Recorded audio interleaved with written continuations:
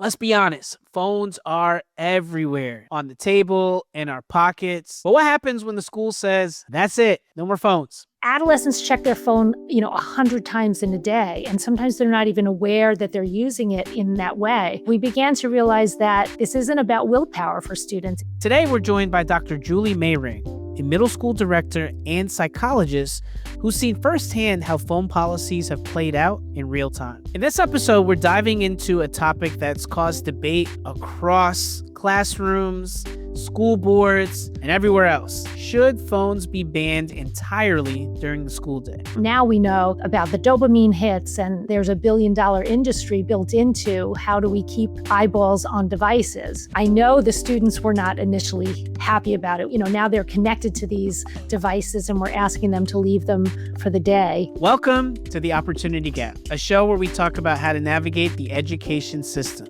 I am your host, Julian, an assistant principal with over 20 years of experience in education.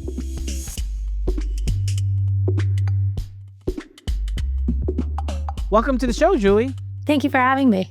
School leader to school leader. I'm an assistant principal. You are a middle school director. I spent 13 years in middle school, and I have not looked back, but more props to you. Congratulations for doing it and doing it great. Can you tell us a little bit about your school and how you all implemented a phone ban back in 2016? Is that right? That's right. Yeah. We're a K through 12 school. My division is middle school, so I'm dealing with 6th, 7th, and 8th graders. Okay. And I think back to, I'm in education, I'm pushing 30 years now. I can't believe it. But middle school has always been my jam. Takes a certain amount of sense of humor, I think, to work with middle schoolers. That it does. When I think of cell phones became more mainstream, maybe 2011. Mm-hmm. And our first stance was, this is technology that's here. It's popular. Students are bringing them to school. We're going to teach them how to manage it. And we saw that as part of our role, that these are devices, they're not going away. So we would tell students we were trying to help them to self-monitor. So we would encourage them to keep their phone in their bag during class or only check it at lunch. And what we found overall was it wasn't working very well. Students were asking to leave class at various times. And we've noticed some gender differences, that boys tended to be gaming when they would find a little nook or cranny, and girls were taking selfies or they were checking social media. And they were using it to kind of self-regulate, and it was disrupting the learning process. So students were absent from class at various times, and heads were in devices in between classes. And then we noticed a second aspect to it, which was parents were reaching out to us, because sometimes in moments where a student got a test back that they weren't happy with their performance on, or there was some homework assignment that they missed, they would reach for their phone and vent to their parent about it, instead of in the moment talking to the teacher or asking to speak to the counselor. And so then we were fielding outreach from parents during the school day when they would start to get anxious because their child was upset about something. We're all in school to engage students in learning. And it started to become a lot of noise in the background for us. So about the same time we were discussing what our options might be, there was research that came out that kind of confirmed there was something else going on for students. The research said even when students had their phone in a bag, the fact that it was near to them but inaccessible was causing them a level of stress, anxiety. It was that FOMO. They were missing out on what were the notifications they were missing. Right. And adolescents check their phone, 100 times in a day, and sometimes they're not even aware that they're using it in that way. So we began to realize that this isn't about willpower for students. It's not something that we felt we could train. These are, 10 to 13-year-olds. We really started to believe that there was something more going on, and research has come out. Now we know about the dopamine hits, and it's really more about neuroscience. And there's a billion-dollar industry built into how do we keep eyeballs on devices. We decided by 2016, we were we have to make a change. We have to try something different. And we went full steam. We just said, we're not going to have devices in school. If students come in with them, we can't tell parents they can't buy them for their kids, but we'll collect them in the beginning of the day and we'll give them out at the end of the day. And that Hmm. was the leap that we made. So I'm interested in the fact that it was early on, right? Like 2016, as you said, it was relatively early in, phones taking over social lives of our children. And you mentioned we a lot, which again, mark of a great school leader, somebody who talks about we as a collective decision. But I'm interested in hearing, how did you all come to that decision, and how did you go about communicating that decision to the families, to the students? And what was the initial response? What was that process like in terms of communicating the policy? We did it in our summer communication, kind of like, here's what's upcoming, here's what's new for the year. So parents received it via email. I Hmm. would say there was some nervousness. Any change causes nerves. And I know the students were not initially happy about it. We were asking them, now they're connected to these devices and we're asking them to leave them for the day. We kind of bridged that with we have a lovely receptionist. And so we use the human connection to kind of let parents know, listen, we're not saying that you can't reach out to us at the school. We're happy to deliver a message. If your child needs to call you because they forgot their, sports gear, or, they want to have a get together with a friend and they're changing plans, we can still do that through the main office. So we Hmm. tried to offer alternatives, and we really talked about what the greater goal was. We wanted students to engage with one another and not so much their devices. So was there pushback, or was it a global like, acceptance of this policy? I don't remember strong pushback. I think we had a lot of questions Hmm. and everyone held their breath in the beginning, kind of like, were people going to be able to sustain this? Were the kids going to be super upset? And, it's middle school. You always have students pushing back to limits, but we used it as an opportunity to really engage in conversations with students. Our disciplinary approach is more teaching in the moment rather Uh-huh. than a punitive consequence. So we did have a student who handed in like the original iPhone, and the teachers were kind of looking at it and asked me about it. And I said, well, next time he hands it in, ask him to turn it on for you. You want to make sure it's well charged for after school. Whatever you have to say to sell it. And they did. And of course, it wasn't a working phone, so they were able to follow up and have a conversation. So, fast forward, we're in 2025. You've been undergoing this policy for the last 9 years. I know in Philadelphia, our school district, we have a school by school plan of action where each school has a decision as to how they implement it. And it runs the gamut. Some schools have implemented something similar to you have, where there's a full ban on phones completely. Other schools, students are allowed to have the phones indiscriminately, and they could just have them and it's kind of off and away. Some schools, students are allowed to put them in a box inside of the classroom, and then they can get them during passing periods or during the cafeteria time or open space. I'm wondering from you all, how do you work this system? Like, what is the system? You said you hand them in the morning, they get them back at the end of the day. Just logistically, how does that work? It's a pretty straightforward system. The first thing that students do when they arrive in school is they head to their advisory. And so the advisors are the touch point for the phones. Everybody has a metal box. It's a very simple setup. It's a lockable box. We have like a soft sleeve that is labeled that each student puts their phone into, try to help protect the screens, because they're all in this box together. Boxes have handles on them, so teachers can move them quickly if needed. Hmm.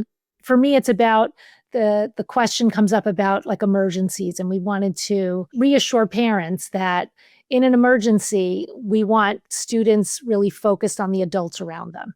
We want them following instructions, whether it's an evacuation drill or a lockdown drill. We want families to know that they will hear information from us rather Hmm. than a panicked student call or some texting chain where misinformation could occur. Got it.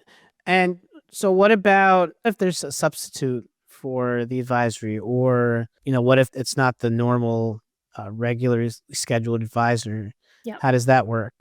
Yeah, that's a great question. Sometimes we have an advisor can start the day and, like, let's say they go home sick even. It has happened. We have a shared document with their combination codes. Mhm. So people have shared their combinations with the other adults in the building, so anyone can sub into it. Sometimes you have a teacher who is on lunch duty and a student's leaving early for a dentist appointment or something. And so we've had situations where we just have to all be able to access the devices if need be. Is there a hierarchy of consequences or like some sort of a progressive discipline that goes along with kids not following the policy? Or has it been pretty straightforward where the students understand what it is and they comply? They've been pretty compliant. I would say first line of defense is a conversation with their advisor. The Hmm. advisor's trying to, charm them into following the rules. Yeah. We've had a couple kids, oops, they forgot it in their bag kind of thing. And that will happen once or twice. If it becomes more than that, then it's a conversation with me. And if that becomes ongoing, then I'm pulling a parent meeting. Got it. So we can all sit down and talk about why we have the guidelines in place and what the expectations are. And it really hasn't gone beyond that. After 9 years, have you had to change anything from the original plan or is it pretty consistent with how you started out? I would say the one thing we had to change was these devices now that people wear on their wrists. We had Hmm. to add them to the boxes Oh, so you collect because phones and watches. they started to become a substitute. Parents were texting students during class and students were messaging or making phone calls. So yeah, we Hmm. had to move to collect those also. Other than that, it's been pretty straightforward. And I think because we've done it for so long, there's an expectation that it's going to happen. Right. I So mean, kind of yeah, word gets out like this yeah, is what it is, and you kind of know that coming to the school, like that's what the expectation is. yeah. Thinking about the opportunity gap, like our show is all about learning and thinking differences, right? So you have a policy with phones. I know that many of my students, they use devices to support them if they have certain disabilities. Mhm. I'm thinking text to speech or I'm thinking any sort of assistive technology. How does that work for you? Yeah, it's a great question. We have two programs for students with learning disabilities in our school. So it is something that we deal with. We're a one-to-one Chromebook school. So what I would say is any accommodations that students need and any supplemental accessibility apps that they need can be loaded onto the Chromebook. So Got it. we're never in our policy, not trying to take away tools that students need. We're trying to make sure that the access to the technology aligns with our purpose in school. And so having it on a Chromebook, they can have a spell check or they can have text to speech. They can have, anxiety management tools, whatever it is that they need can be preloaded. And then we also have a software management system called Hopera. And Hmm. that helps us to allow teachers to have control over what students have access to on those devices during the class time. So it's like multi-layered. The teachers are the gateway to when the technology is used, when it doesn't need to be out, and how to optimize their time. We make individual accommodations. We have a student with diabetes, for instance, and so she actually does have her cell phone with her because that helps her to manage her, measure the blood glucose level. Like she Right. has a monitor and then the nurse can check in with her. And we're focused on like accessibility and not just trying to restrict everything for restriction's sake, Hmm. trying to make it make sense. So you have a double effect on your leadership, right? You are a school leader, but you're also a psychologist, which I find fascinating. That's a really interesting lens. How does that impact your leadership? Just your view of how cell phones not being present in the classrooms. How do you see that impact on the mental, social, emotional effect on your students from the school leader lens, but also from the psychologist lens? My lens, of course, informs all that I do, right? I think it's why I love what I do because I can look at the research and look at what healthy development looks like for students and then try to optimize the conditions to create that within the Mhm. school. We know that devices are creating a mental health crisis for adolescents nowadays. So it makes me feel good that we're protecting students from that temptation during the school day. It's very tempting for them. And it's kind of how students are social nowadays. What about parents that are just a little nervous? Like, I'm going to a school and my school might be considering banning the phone. A lot of parents are very nervous about safety. And I'd be lying if I was saying that school safety is not a major issue that's top of mind for probably every parent in America. And phones are one of the ways that people feel safer. What are your thoughts as to how we can help ease some of the discomfort that some parents might be feeling about a phone ban that might be implemented at their child's school? Sure. I feel like there is a question of like in an emergency, I want to know exactly where my child is and have access to them. And my suggestion is in the actual emergency that the safety becomes getting to a safe place first. And at that point, the children will have access to their phones. But in the actual emergency, leaving the building, it's in their best interest to be following the teacher leading the group and getting to the destination. That should be the focus in the moment, not necessarily immediate contact. Makes a lot of sense. I think this is a continual conversation that a lot of schools across the country are having right now. Listeners, those of you that are parents of children with devices, I would implore you to start having that conversation of how are you a responsible user of the devices? How are you developing skills so that you can be present and fully present in the school building, but also develop skills so that you can compete in the world? I think that we've definitely gotten a great perspective of what it feels like to attend a school where the schools are not allowing phones. And Dr. Julie, you've had it in place for 9 years. So kudos to you. And I'm very interested to hear more about how this continues to support our students as they navigate all the challenges of competing in a world where phones are ever present. Dr. Julie, thank you so much for joining us. My pleasure.